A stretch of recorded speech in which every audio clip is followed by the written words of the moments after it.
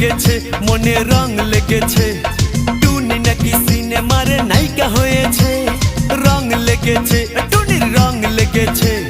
টুনি নাকি সিনেমার নায়িকা হয়েছে সেই ছবিতে নায়ক নাকি থাকবে সাকিব খান ছবিটার নাম নাকি তুমি আমার জান টুনির জ্বালায় এবার আমার যাবে রে প্রাণ রং লেগেছে মনে রং লেগেছে টুনি নাকি সিনেমার নায়িকা হয়েছে